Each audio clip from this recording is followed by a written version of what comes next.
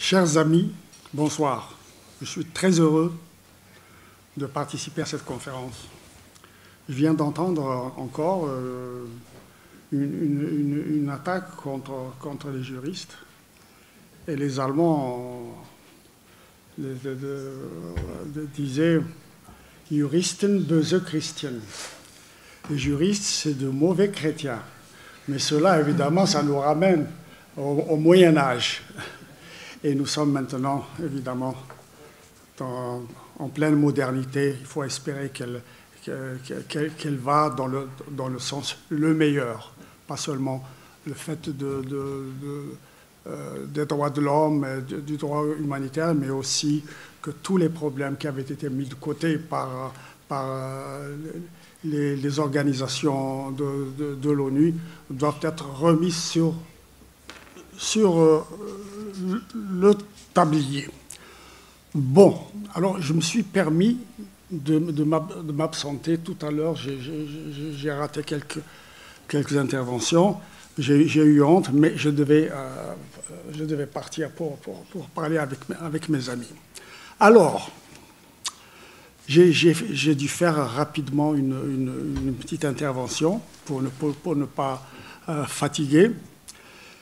Si le droit du plus fort, et a fortiori sa raison, n'avait pas été la mère réalité de notre monde, en politique beaucoup plus qu'ailleurs, nous n'aurions peut-être pas été amenés à ajouter le terme humanitaire à celui du droit. Même imparfait, le droit semblait jusqu'au siècle passé constitué par lui-même et en lui-même une vraie barrière contre la barbarie. Tous nos combats, qu'il s'agisse de la lutte pour l'indépendance nationale ou des luttes pour la démocratie, nos combats ont eu pour moteur la revendication du droit des peuples. J'allais dire du droit de l'homme, mais je dis droit de la personne humaine. Mais le mot en lui-même, qu'il recouvre une lutte nationale, une lutte sectoriale, le mot droit avait probablement à tort une dignité en soi qui réagissait sur ceux qui ont réclamé, sinon le rétablissement, du moins l'instauration.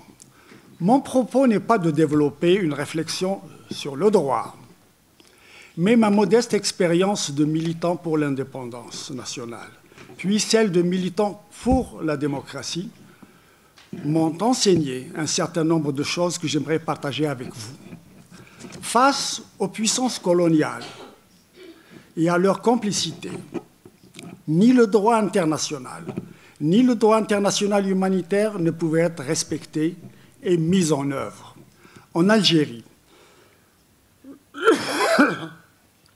c'est en 1956, en pleine guerre, au congrès de la Soumam, que les délégations militantes des différentes wilayas de l'Algérie ont pris conscience, pendant leur congrès clandestin, de l'impératif stratégique et urgent de renforcer à outrance les actions diplomatiques et de communication. Il s'agissait de mobiliser des actes de solidarité internationale avec l'Algérie combattante et de soutien des institutions onusiennes. Ces tâches s'imposaient face à des entreprises guerrières d'extermination et à des violations du droit international impunies.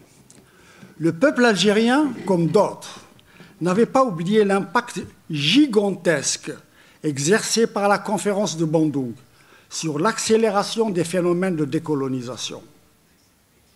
Force est de constater que les résolutions adoptées par le congrès de la Soumam sur l'internationalisation du conflit algéro-français et sur le soutien solidaire des peuples du monde entier à la nation algérienne sont adoptées aux côtés de deux résolutions fondamentales. C'était ça l'Algérie compétente. L'une qui consacre la primauté du politique sur le militaire. Je répète, la primauté du politique sur le militaire qui avait été adoptée par la plupart des résistants. L'autre qui impose le principe de la collégialité, garant d'une cohérence démocratique et d'une cohésion politique. D'autant que la composition pluraliste de ce congrès historique avait jeté les bases d'un consensus national avec pour évolution positive, d'abord, de prendre de vitesse et de faire échec aux tentatives de division et de récupération des élites attentistes par le nouveau gouverneur général Soustelle.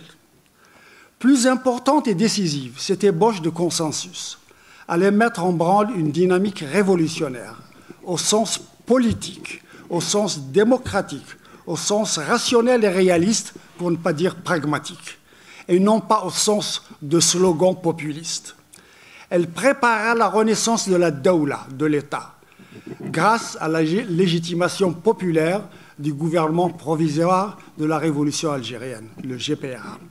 Du reste, dans les mémoires remis notamment aux Nations Unies, nous avions mis en évidence le fait que les autorités algériennes, battues par les expéditions coloniales, je dirais monarchiques, n'avaient jamais concédé ni la souveraineté de l'État, ni ses prérogatives, comme ce fut le cas au Maroc et en Tunisie, qui avaient signé des traités du protectorat.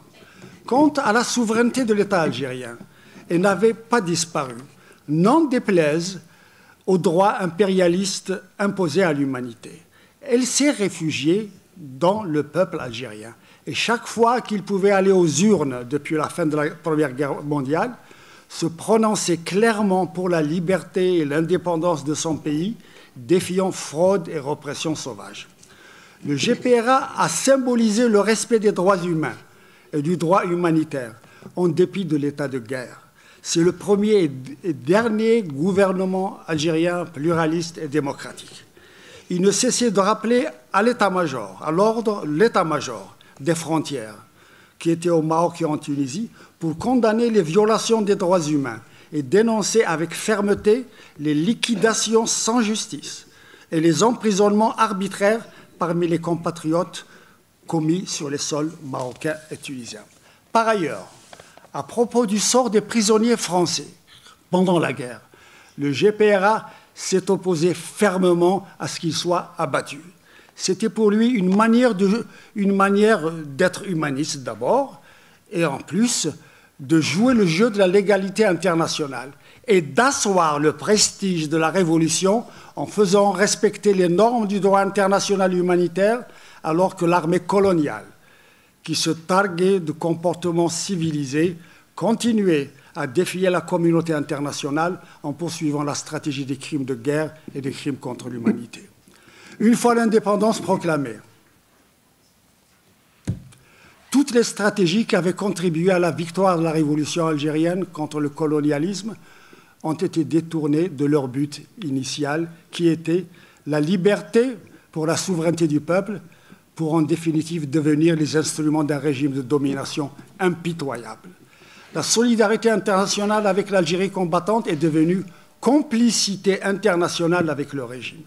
Le soutien des institutions onusiennes est passé du peuple en lutte au régime en place. De même, les résolutions du Congrès de la Soumam ont été foulées totalement aux pieds. La primauté du politique sur le militaire, le principe de la collégialité, la cohérence démocratique, la cohésion politique, le pluralisme effectif et le consensus national. Tout ceci en prime pour le pouvoir algérien d'avoir réussi là où Soustelle a véritablement échoué, la division et la récupération des élites. La division et la récupération des élites. Deux exemples tirés de l'actualité, à la fois française et algérienne. L'affaire Messili, devenue l'affaire, je ne sais pas, tout à fait secondaire, l'affaire des moines de Tibhirin. Ces deux affaires montrent clairement que pour l'assassinat d'un opposant politique Messili, comme pour le massacre des moines, la collision des intérêts a prévalu sur le droit. Si on leur ajoute les massacres à grande échelle des années 97, 98, sur lesquels un audio silence s'est abattu, on prend la mesure de la folie criminelle qui déclenche l'abandon du droit. On ne peut que conclure, d'une part, que le droit humanitaire peut s'imposer, y compris lors d'une guerre d'indépendance particulièrement violente, quand les peuples et les militants politiques croient encore en la possibilité de la restauration du droit. conviction qui leur vient du contexte politique international et non de leur horrible vécu sous la domination en ce moment. Et d'autre part, qu'un contexte politique international où la complicité entre régimes et entre États se fait sur le dos du droit, à coups de manœuvres criminelles, de dissimulation et de propagande, ne peut que conduire au désespoir des peuples et des cadres politiques dont ils accouchent. Comme c'est le cas dans la plupart des conflits actuels en Palestine, en Irak, en Afghanistan ou en Somalie. C'est la négation sur la scène internationale des principes démocratiques les plus élémentaires. C'est le non-respect du droit international par les puissants dans leurs pratiques publiques ou secrètes et dans le soutien qu'ils apportent à des régimes qui eux-mêmes violent les droits de leur propre peuple. C'est dans cette triste réalité que le droit humanitaire est appelé à la rescousse, tellement nécessaire aux luttes du passé, en attirant le regard et la solidarité en direction des peuples en lutte. N'est-il pas en train d'être dévoyé maintenant que des États en ont fait un élément de domination parmi d'autres dans leur stratégie de domination? Le droit humanitaire a-t-il encore une chance de se faire entendre en dehors de ces stratégies de domination et d'agression? Je vous remercie.